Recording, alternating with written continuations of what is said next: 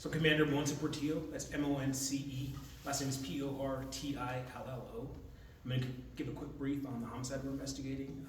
As you guys know, that it's early stages of the investigation, so I won't have many answers at this point, but I'll give you the information we put out in our presser. So this morning, along with the Adams County, the Brighton Police Department, and the Thornton Police Department, we're all investigating a series of crimes that occurred early this morning, beginning with the homicide that happened this morning here in our jurisdiction. At about 8:40 this morning, our police officers were dispatched to the 200 block of North 11th Avenue on an assault.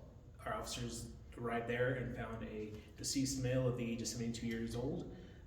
Quickly, we learned that the suspect in the homicide was related to the victim, and we learned a suspect vehicle and description of that. We pushed that out to local area jurisdictions, where the other jurisdictions began looking for this vehicle for us. At about 9:30, the Thornton Police Department was called to a crash in the area of 4700 block of East 168th Avenue, involving the suspect's vehicle. Passerby stopped to assist in that crash, and he was carjacked by the suspect. The suspect then took that victim's vehicle, and now we put this new victim vehicle out to the other jurisdictions. They're looking for it. A few minutes later, at 9:40, an Adams County deputy spotted that vehicle in the area of East 160th Avenue and Washington Street at a home that we learned is also related to the same family. Adams County deputy confronted that suspect there, who was armed with a firearm at this time.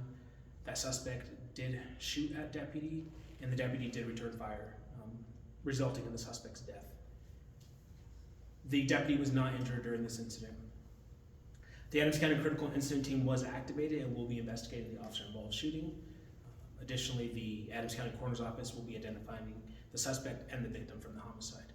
We are asking the public if they have any information or witnessed any of these events this morning to please contact the police department, Brighton Police Department's tip line at 303-655-8740.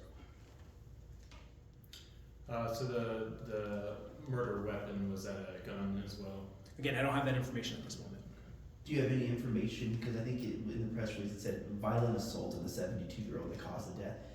Beaten to death, stabbed, shot, any information? Yeah, we'll push that out as we learn more information and we get to put the pieces of the investigation together. Was there any? Oh, go ahead. No, go ahead. Was there any prior history to the suspect? Any previous criminal history or anything? Not that I know at this moment. The person who was carjacked, are they okay? Were they taken with the car, or were they, just taken out of the car and the car was taken? Correct. The car was just taken, and that person is doing fine. Did they take that gun point then? The suspect was armed. I'm not entirely sure what sort of weapon he was armed with at that time. I think it said a knife in the press release. This obviously, is a series of crimes, committed by the same person throughout the day. It's kind of a crazy stretch. I mean, have you ever seen anything like this before in Brighton? Not to this extent, not as violent as this, no sir.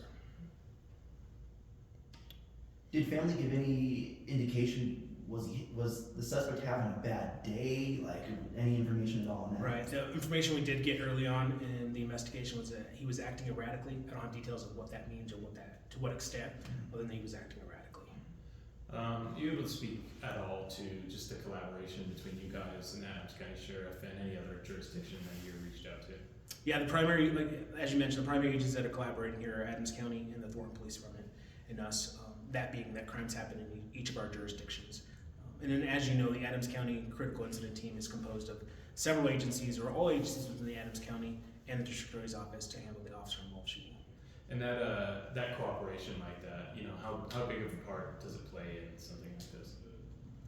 Well, I think, especially when it spans over 3 different jurisdictions, we're going to rely on cooperation from those other jurisdictions, and vice versa. They're going to rely on information that we have for them as well. So it's critical for each jurisdiction involved.